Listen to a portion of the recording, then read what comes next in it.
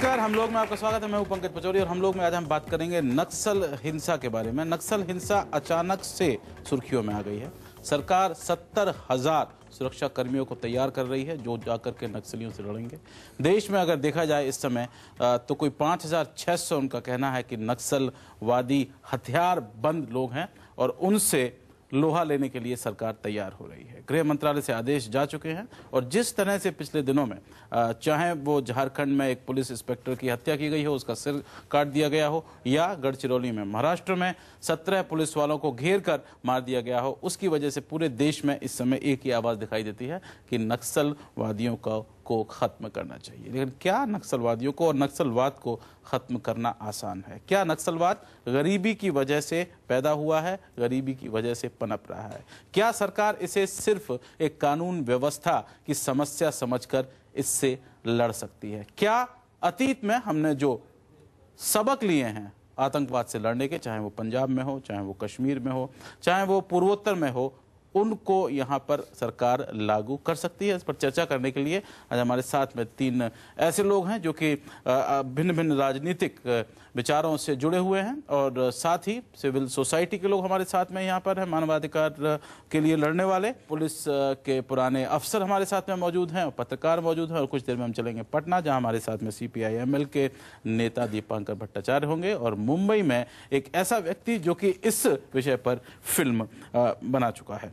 लेकिन शुरुआत हम करते हैं इस पूरी समस्या को समझने से, क्योंकि हिंदुस्तान में या तो एक धुरी पर लोग ये कहते हैं कि गरीबी की वजह से नक्सलवाद पैदा हुआ है और दूसरी धुरी पर लोग ये कहते हैं कि ये लॉ एंड ऑर्डर समस्या है। जल्दी से हम देखते हैं इस समय कहां पर ये सब समस्या हो रही है। अगर आप देखें तो ये वो इलाके हैं, सारे डिस्ट्रिक्ट जहां पर ये हो रही है। ये शुरुआत जो है आप देखें तो बिहार के जो नॉर्थ में, जिसमें चंपारण का इलाका है, साहब अली साहब वहां से आते हैं, वहाँ से है, फिर झारखंड है, फिर छत्तीसगढ़ का एक बड़ा इलाका यहाँ पर आता है, आंध्र प्रदेश का इलाका यहाँ पर आता है, कर्नाटक के इलाके आते हैं और महाराष्ट्र, ये आप देख रहे होंगे गढ़चिरौली के पास जहाँ पर अभी हाल में हिंसा हुई है। तो ये तो हुए वो इलाके जहाँ पर इस समस्या का फैलाव है और कहा यह जाता है हिंदुस्तान में कि कोई 100 जिले हमारे मुल्क के वहाँ पर नक्सली हिंसा हो चुकी है और जिसका क्षेत्रफल यूरोपियन यूनियन से भी ज़्यादा है। अगला अगर देखते हैं कि इनमें कहां पर कितनी हिंसा हुई है, 35 लोग यूपी में मारे गए हैं, 452 लोग बिहार में, आंध्र प्रदेश में 420 लोग मारे गए हैं। ये कुल 2004 से लेकर के 2008 तक के आंकड़े हैं सरकारी। छत्तीसगढ़ में सबसे ज़्यादा इसका असर देखने को मिला है, उत्तर प्रदेश में सबसे कम देखने को मिला है। और आप अगर देखें तो 7 राज्यों में कम से कम हिंसा वहां पर हो चुकी है। गृह मंत्रालय का ये कहना है और हमारे गृह मंत्री P चिदम्बरम साहब जब से वो फाइनेंस मिनिस्ट्री छोड़कर आए हैं, उन्होंने नक्सलियों से जूझने का मन अपना बना लिया है। बड़ा सवाल ये है कि क्या हम इसे सिर्फ एक लॉ एंड ऑर्डर प्रॉब्लम की तरह देख रहे हैं?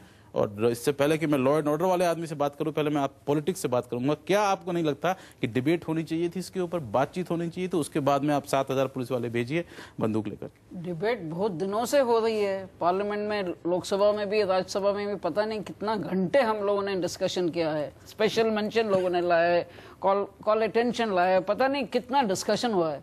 उसके बावजूद भी कोई इम्प्रूवमेंट बहुत दिखता नहीं है। कोई भी कंसेंसस जो है वो दिखाई नहीं देती अभी। कंसेंसस वही नहीं सही है। कोई लॉ एंड ऑर्डर का प्रॉब्लम नहीं है, ये होलिस्टिक इशू है, ये डेवलपमेंटल इशू है, डिस्क्रिमिनेशन है, रिच और पुअर का बीच में लैंड एक्विजिशन का इशू है, डिस्प्यूट्स विलेजेस में है, ये सब चीज़ों का लेकर के ये इशू है। इसलिए है ना, इसको बहुत बड़ा पर्सपेक्टिव से आप लेंगे, होलिस्टिक व्यू लेकर के उसको डील करें, तभी ये प्रॉब्लम सरकार जो है Tuba.com